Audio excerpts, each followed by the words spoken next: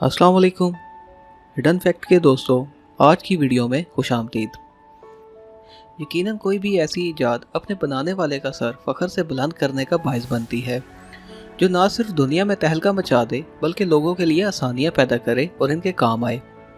लेकिन एक हकीकत ये भी है कि बाज़ औक़ात यही ईजादात जब गलत मकासद के लिए इस्तेमाल होने लगती हैं तो अपने मौजूद के लिए शर्मिंदगी और पछतावे का सबब बन जाती हैं। AK-47 मिखाइल कलाशनकोव ही वो शख्स था जिसने खतरनाक कलाशनकोव इजाद की थी। ये इजाद मिखाइल के लिए पछतावे और अफसोस का बायस बनी। साल 2013 में मिखाइल का इंतकाल हुआ, लेकिन वो इस वक्त अच्छे तरीके से जानता था कि इसके इजाद करदा हथियार ने दुनिया में कैसे दहशतगर्दी फैला रखी है।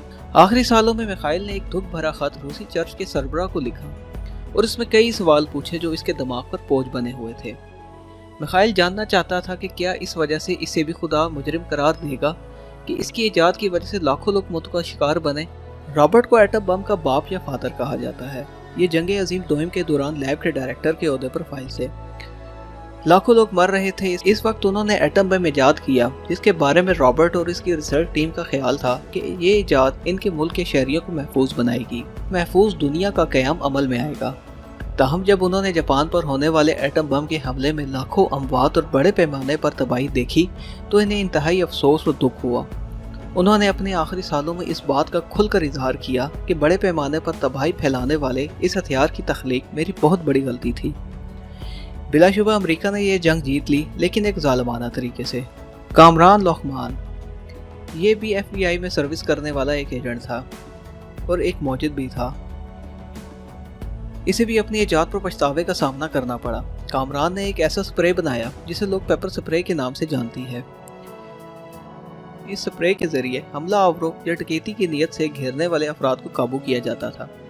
ताहम इसका गलत इस्तेमाल शुरू हो गया और ये गलत इस्तेमाल ज़्यादातर पुलिस ने खुद किया। ये इंतहाई ख़तरनाक स्प्रे है जिसे हथियार के तौर पर आम लोग अपने पास रख सकते हैं।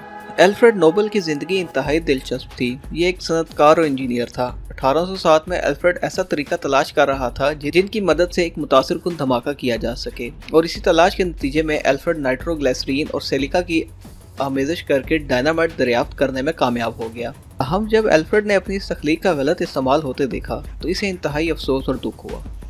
यही वजह है कि अल्फ्रेड ने अपनी वसीयत में इस बात का इशारा दिया कि मेरी ज़्यादातर जायदाद से एक ऐसा मुनफरिद फ़ंड तख्लीक किया जाए जिससे ऐसे लोगों को अवार्ड दिया जाए जो दुनिया में कोई मस्बत तब्दीली लाएं। इसके बाद ही नोबेल प्राइज़ फाउंडेशन का क़याम अमल में आया।